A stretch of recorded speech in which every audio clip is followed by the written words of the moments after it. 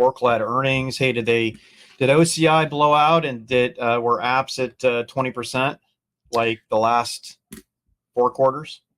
Look, the company had a strong result. It had a beat. From a guide standpoint, it was where people wanted them to be, and more importantly, the company has continued on its trajectory of overall strength against the market. And why do I say that? Well, it wasn't like one of these mega blowout triple-digit growth areas in cloud that we've seen Oracle have, and Oracle, of course, chasing a little bit, not being the biggest, but being, it's arguably gone back trying to be the third, fourth competitor. I think on a size wise for its infrastructure, it is still sitting at fourth. But if you look at the total, aggregation of the business and the cloud, the company also had some really positive news about what it's calling the largest AI data center in the world. It's partnering up with NVIDIA.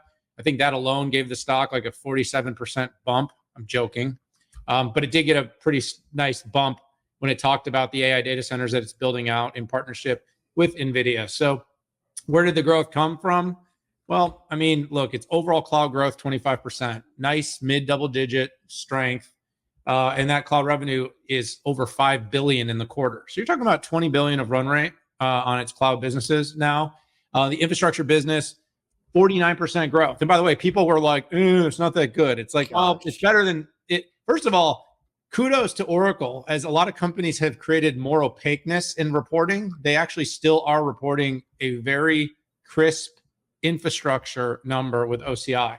And that's now about a $1.8 billion business this quarter at a 49% growth. So strong growth, rearing towards $10 billion of IaaS revenue. And then when you actually put all the other parts in, you got the SaaS business for cloud apps, SaaS business for Fusion, SaaS business for NetSuite.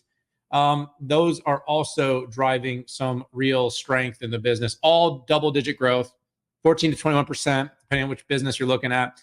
And look, this is the future of the company. You got a company with really predictable. Almost 3/4 of its revenue is considered predictable, recurring revenue. Its cloud business is growing mid double digits. It's got the sticky product. Enterprises run. I always talk about this in SAP.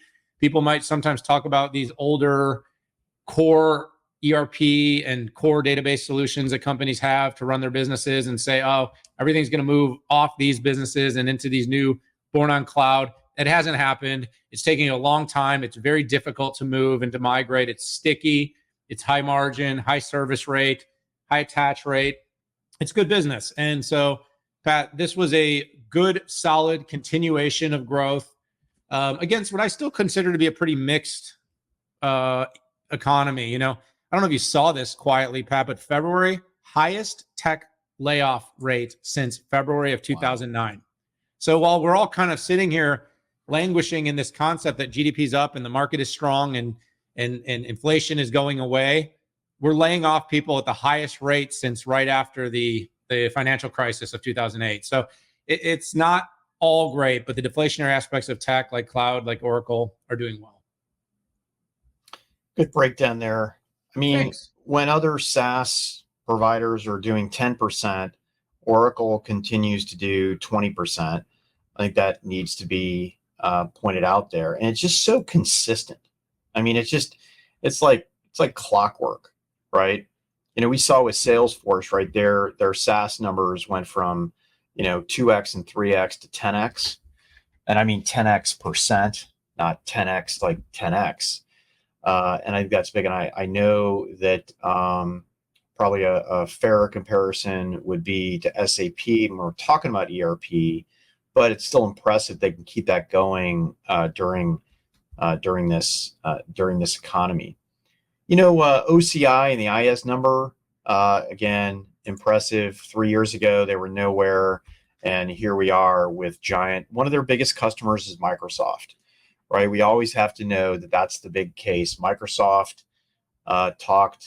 didn't directly use the word Oracle, but Microsoft is a huge customer of Oracle, and they're leveraging Oracle's bare metal infrastructure with GPUs to do a lot of their generative AI stuff on there. I don't think that takes away from that OCI number. I actually think it gives it more credence and credibility. There could be a question that if Microsoft amps up their CapEx, where would that put Microsoft as a customer for OCI in the future? So I think it was a good fielding.